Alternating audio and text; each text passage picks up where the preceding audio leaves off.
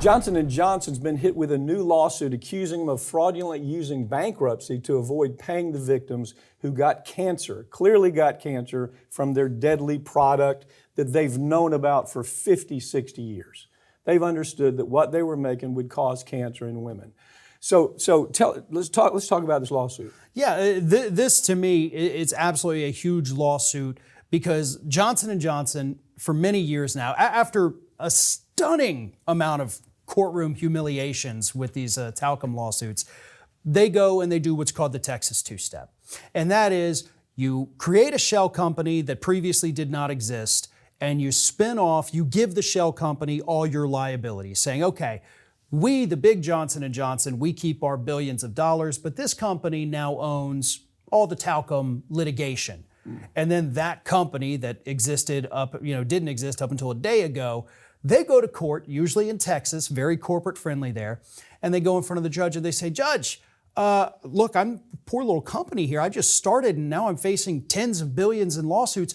I'm bankrupt. And those Texas judges will say, well, by golly, you are. You don't have to do this. I'm so sorry for you, little company. Farron is the equivalent of you being worth Farron Cousins, you are worth $450 billion. But you don't want to pay $2 billion for something that a horrendous issue that you've caused. So you don't want to spend the $2, $3, $4, $5, $6 billion. You're worth $450 billion. You know that you've killed people. You know that people are dying an awful death from cancer. And if you've ever done any research of what these women go through as they're suffering for this cancer, I mean, the medical costs alone are in the millions every year. And the attentive care but the problem is, this is a company, and I think this lawsuit is going to show this long history of fraud, all the way back to the time that they knew this was a problem. And so the fraud, virtually everything this company's done becomes part of that fraud. Every element says, well, this you're covering up, and this you're not completely telling the truth about to the American public. You're not telling the truth to the courts. They've hustled the courts. There have been judges, already a bankruptcy judge that was, just attacked by the Third Circuit by saying, what in the hell are you thinking? Letting these corporate types get away with killing all these people and just saying, well, we just can't afford it anymore because we've moved all of our money, Judge. We moved it into these fraudulent little holding companies. So we asked, and those fraudulent holding companies, when we moved it, we said, okay, little fraudulent company, you take responsibility for all of the future. And there's not enough money to do it, Right. So this is important. The fellow that's handling this, Andy Birchfield, has just been a warrior. They've done everything they can to get him kicked out of the case. You name it, they've done everything they can to make it difficult for this guy that's been doing this now for 11 years. Wow. He's been fighting this war with Johnson & Johnson. This is after they were hit for $4.6 billion in a trial just several years ago.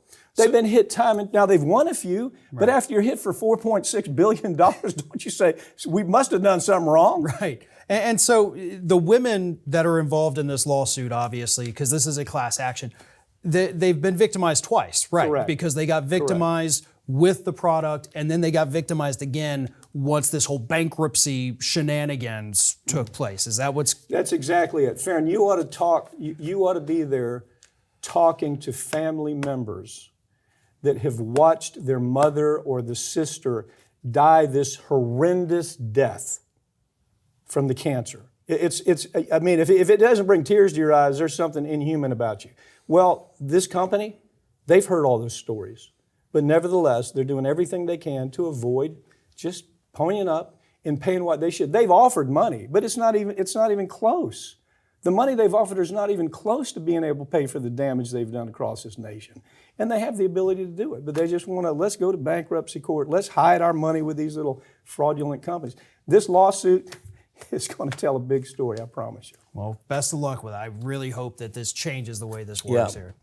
A college professor named Alan Lichtman has been called the Nostradamus of American politics for accurately predicting nearly every presidential race for 20 years. He's made his predictions this year. I've got Farron Cousins with me to talk about those predictions. Farron, it looks like Nate Silver, who's calling a 63% chance of Trump winning, versus Lichtman. I mean, who do you believe? If you go back and look, there's a lot of flaws in both of them. There really are. And I think at this point, everybody is kind of throwing everything at the wall and let's see what sticks. Lichtman, of course, he's got 9 out of the last 10, and he only missed the 1 because it was Bush v. Gore, which was a super weird situation anyway. But, if you look at the regular polls, a normal person would say, okay, yes, it looks like Harris is going to win. Seems like a safe bet. So I don't know that you need the 13 keys if you're just looking at what the numbers say, okay, this would work. But Nate Silver is looking more than just the numbers on the surface. Right. Not that he has been 100% correct either. He hasn't and in 2020 and 2016, he was way off the mark. Everybody was way off the mark. But he's looking more at the swing states. Forget these national polls.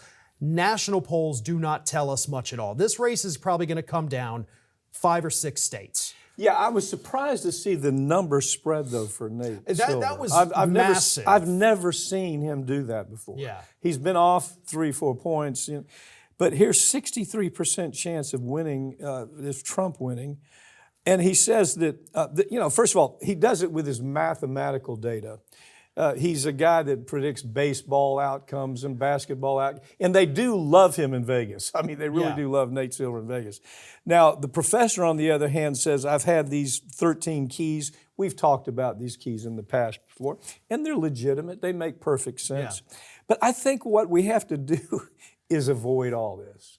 I mean, as you were talking about earlier, you've even got astrologers that are coming in. Moon is lining up with Venus, and that's telling me that this candidate.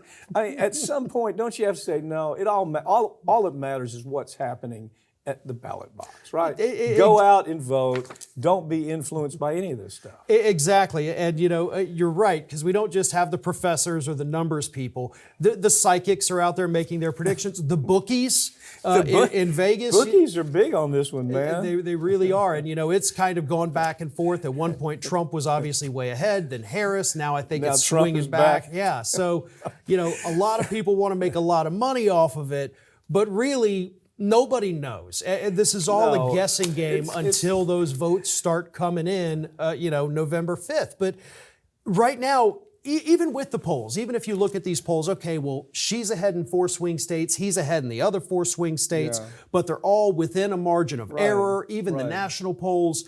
And I don't know, it seems odd that everything is so close. Yeah. And I do think the media, to a degree, pushes a horse race.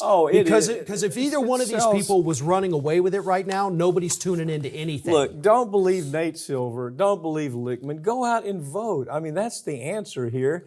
And don't, if you want to read it, if you want to read some astrology for the hell of it, read some astrology or talk to a psychic. It doesn't make any difference. What makes a difference is showing up at the polls. Now, a lot of times you'll see, we've talked about this, parties use polls, don't they? Yeah. That Trump will go out and he'll get some cat at a college, do a poll, make it look like I'm winning. Harris will do the same thing. And I guess what it does is it empowers people to say, I got a chance. I'm on the winning side. Yeah. I want to go out and be one of the winners who votes. But look, at the end of the day, just go vote. Yeah. I mean...